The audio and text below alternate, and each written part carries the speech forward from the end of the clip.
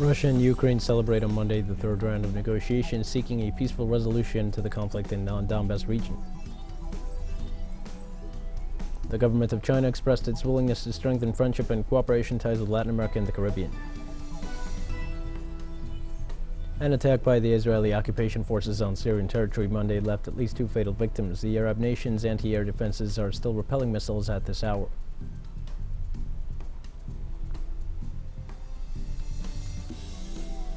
Hi, you're watching from the South. I'm your news anchor, Dio Martin from the Telesur studios in Havana. We begin with the news.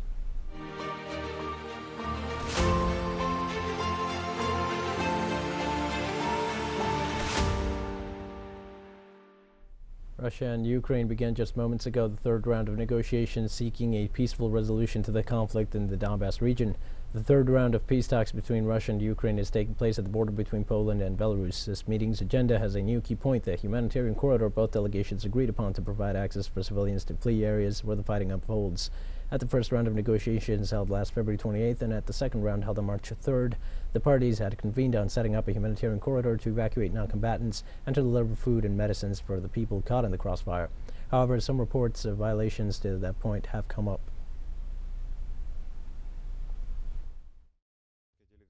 Today we will try again to discuss with the Ukrainian side the modes of operation of humanitarian corridors, since in all the cities where we promise, these corridors are open from the side of our army and the armed forces of Donbas. The fire has already been stopped in the sector and in time, and people can easily leave. Unfortunately, this is happening. The nationalists who have seized positions in these cities continue to hold civilians there, using them indirectly and directly, in the case as I described to you as a human shield. This is, of course, a war crime that will be investigated accordingly.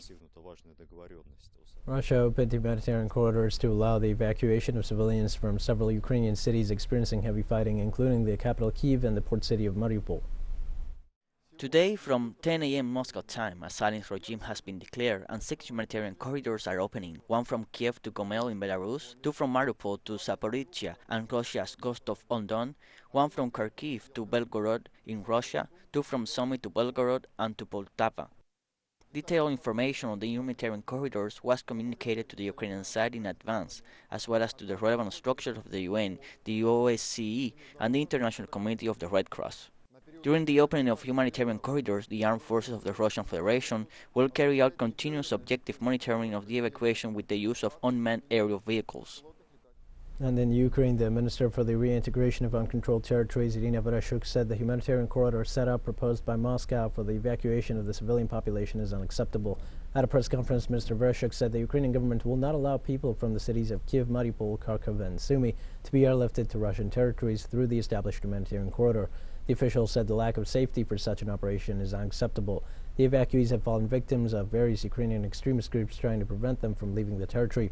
Therefore, Russian Defense Minister Sergei Shoigu reportedly ordered a ceasefire during the evacuation of the civilian population and the delivery of food and medicines to Ukrainians entering the country.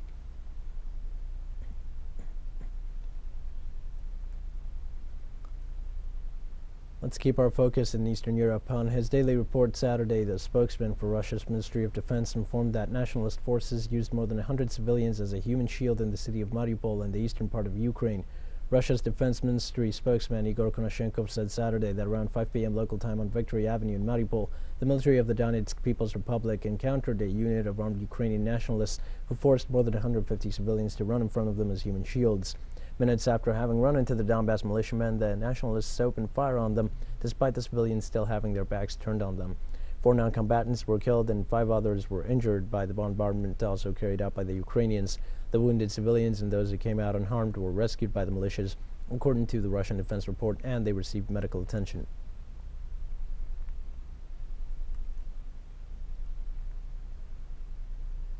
Let's keep the flow going on the update on information from Eastern Europe. This Sunday, a detailed report presented by the Russian Defense Ministry warned about the false flag attack being prepared by Ukrainian intelligence services together with militants of the Azov battalion. This operation will be prone to cause radioactivity to spread in an area near the city of Kharkiv. The Russian army confirmed that nationalist forces have planted mines around a reactor at an experimental nuclear facility in the Kharkiv Institute of Physics and Technology in eastern Ukraine. The plant, run out by the security service and the militants of the Azov battalion, consists on blowing up the reactor, then blaming the Russian army for an alleged attack on an experimental nuclear facility. Moscow had already warned about the intentions of the Ukrainian security service and even recorded the arrival of several foreign correspondents who arrived in Kharkiv ready to report on the consequences of quote-unquote environmental catastrophe brought on by the Russian forces.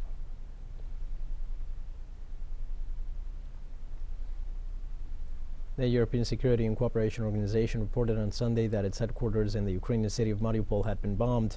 The building suffered severe damage and 2 vehicles ended up in flames. Following this attack, the organization announced their complete withdrawal from Ukraine. Officials from the organization confirmed they are evacuating almost all members of their mission. Only the chief and the senior management staff will remain. The OSCE strongly condemned the increased shelling of Ukrainian cities and requested an immediate cease of hostilities. Since February 24th, after Russian President Vladimir Putin announced the beginning of the special military operation in Ukraine, the organization said that they would begin a process of individual isolation.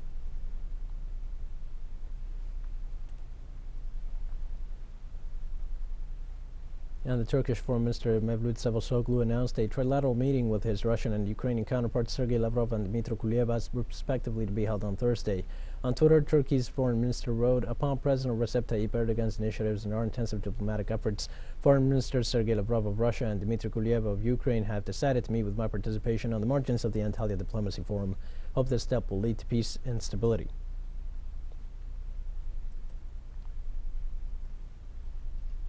And in Russia, gas futures closed on the rise on March 7th with a record 38% increase, which means over $3,000 per 1,000 cubic meters, according to the ICE London Stock Exchange.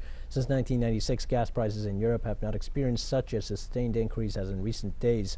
Gas prices reached their historic high on February 21st when Russian President Vladimir Putin acknowledged the independence of the People's Republics of Donetsk and Luhansk and announced the launch of what he referred to as a special military operation in Ukraine. But the increase in gas prices began on May 2021.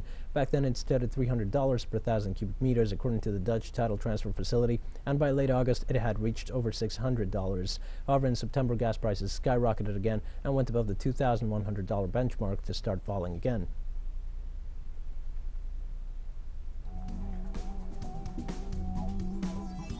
We're going to take a short break now. Please join us again after this.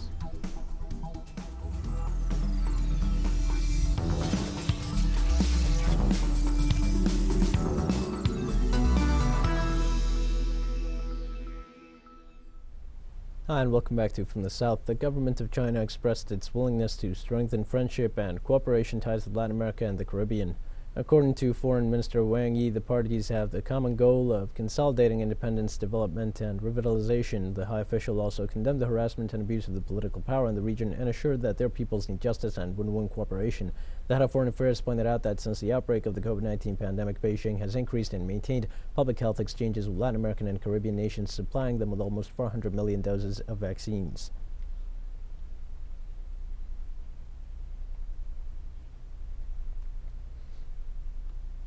On Monday, Chinese State Councilor and Foreign Minister Wang Yi declared that China and Russia will maintain their strategic alignment and keep strengthening the Chinese-Russian Comprehensive Strategic Partnership.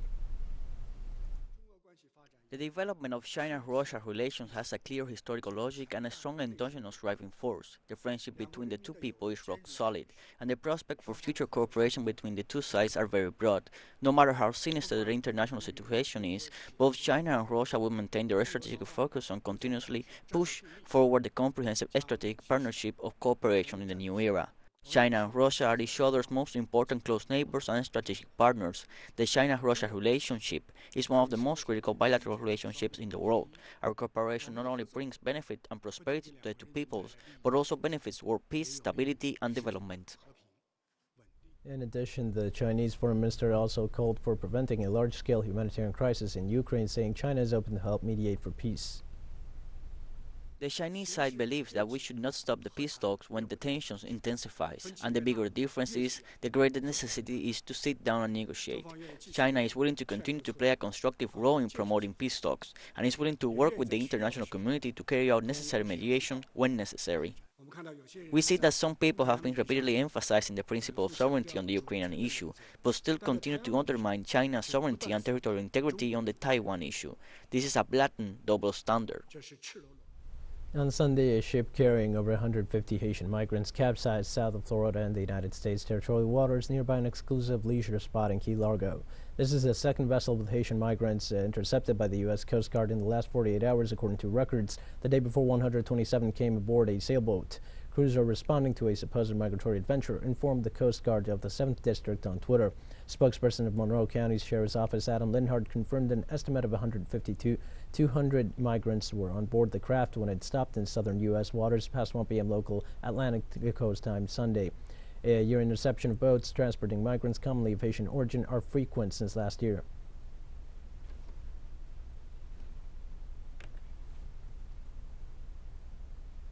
Sunday, the general prosecutor of the state of Querétaro in central Mexico assured that up until now, no deaths are on record after the events of Saturday during the football match between Querétaro and Atlas in La Corregidora Stadium. The prosecution ratified in a communique the pronouncement of Querétaro State's Governor Mauricio Curi, who had already informed the media of the incident's account of injured fans, many of them in stable and favorable conditions. The regional executive highlighted that what went down in the field, referring to the clashes among attendants, cannot be politicized. According to the prosecution, several officials and members of the private sector are called to testify as part of the investigations. The balance of these events at the moment is as follows: 26 people who require hospital care, 24 men and 2 are women. Of those 26, 3 were already dismissed. Of the 23 still hospitalized, 3 are in serious conditions, 10 are in delicate condition, and the remaining 10 are not in a serious condition. It is a tragedy because, although there are no deaths, we cannot say that it is not a tragedy, and we cannot allow it to be politicized. On Monday, Venezuelan security forces continued their operation to dismantle the camps of armed insurgents in Apure state near the border with Colombia.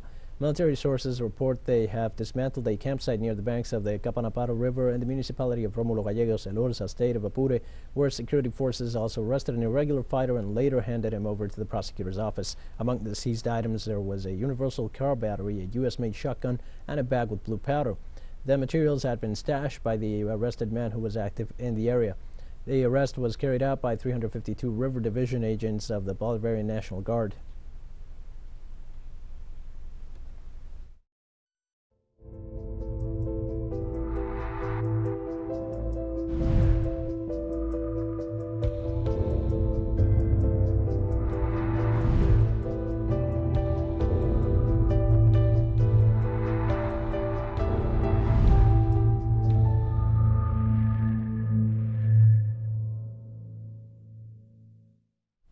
On Sunday, the Chinese mainland reported new COVID-19 cases. The National Health Commission informed 214 of the new recorded infections are of local transmission, whereas 113 are imported ones. Of the locally transmitted cases, the most belong to Guangdong with 69, Jilin with 54, and Shandong with 46, the 3 provinces in eastern China, the most populated region of the country. Among the imported cases, 51 were also reported in Guangdong and 32 in Shanghai, while other cities such as the capital Beijing keep a low count. Authorities registered no deaths from COVID-19 on Sunday. The mainland reported 111,195 confirmed COVID-19 cases, of which the official data reflects 4,636 died from the virus.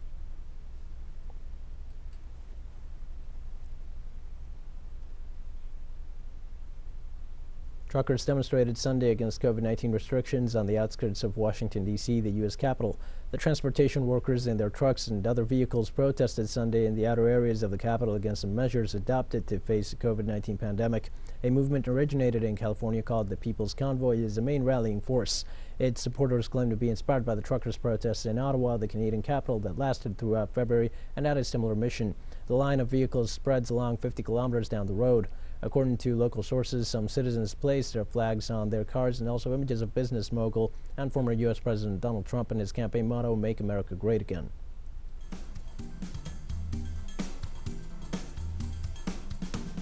We have more news coming up after a final short break. Please stay with us.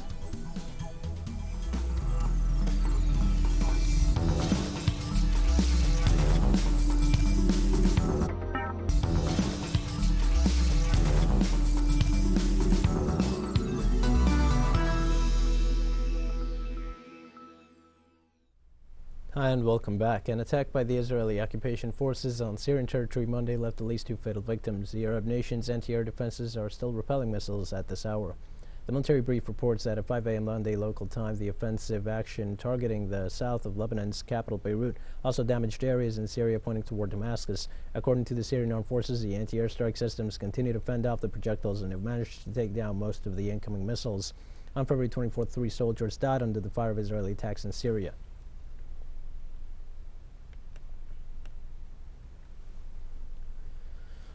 Pakistan rejected the attacks conducted by the terrorist groups in the country since 2014, which have taken a high toll on the civilian population. Thousands of citizens will take to the streets to condemn the recent suicide bombing that Daesh carried out against a Shiite mosque in the city of Peshawar during the weekend. The brutal act killed 56 people and left 200 injured, some of them in critical state.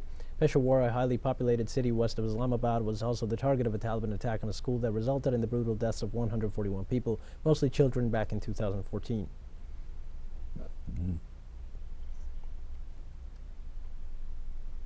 During its first meeting in Ouagadougou, Burkina Faso's new interim government pledges to work selflessly to alleviate the suffering of the people affected by jihadist violence that has plagued the country for the past 7 years.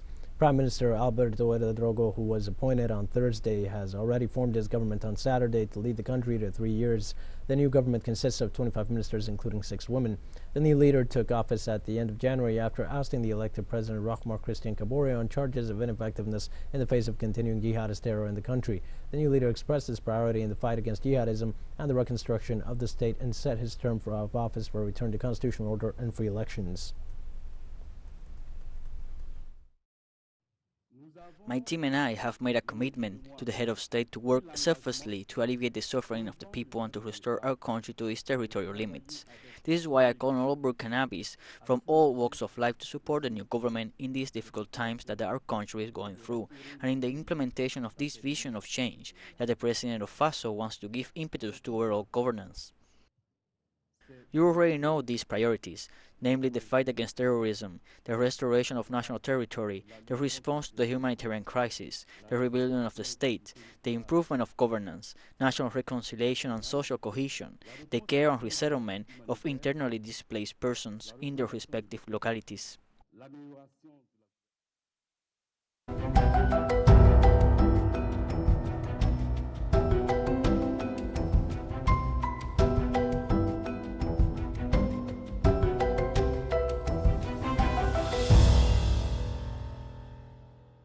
An investigation of the work of 65 journalists from 15 countries by the name of Mining Secrets revealed a Swiss mining company had reports of pollution in an indigenous area in Guatemala's northeast. The report also links the Swiss mineral extraction company Solway Investment Group to bribery and intimidation activities, accusations the business consortium categorically refuted. However, the query, coordinated among several media outlets, confirmed Solway used illegal devices to conceal any element that traced the company to the pollution caused by the mining operations they conducted in Guatemala, with national authorities as accessories to the cover-up. The investigation shows that the infamous red spot that popped up in the Izabal Lake in 2017 and that many considered a cause of the reproduction of kelp was actually one of the many effects of the contamination caused by the Swiss entity's mining activities. The journalistic enterprise also disclosed the mineral extraction business was involved in espionage cases that targeted journalists and in the manipulation of intimidation of community leaders and local authorities.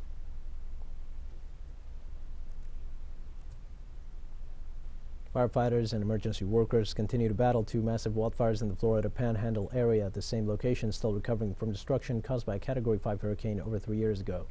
The fires, which started last Friday at the Bertha Swamp Road and at Atkins Avenue, forced the evacuation of residents from at least 750 homes in Bay County, Florida, over the weekend. Displaced residents have been taken to a shelter opened at the Bay County Fairgrounds.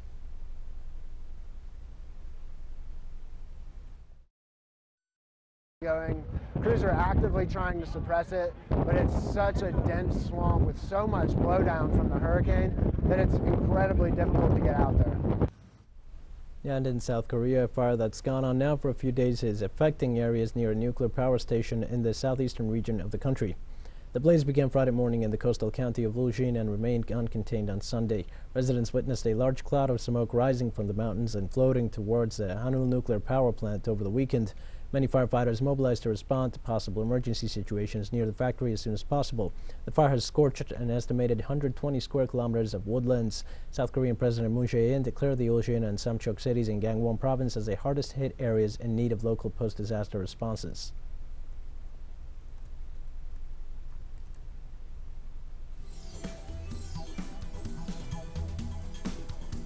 We've come to the end of this news brief, but remember you can find many of these and many other stories on our website at Tulsa English.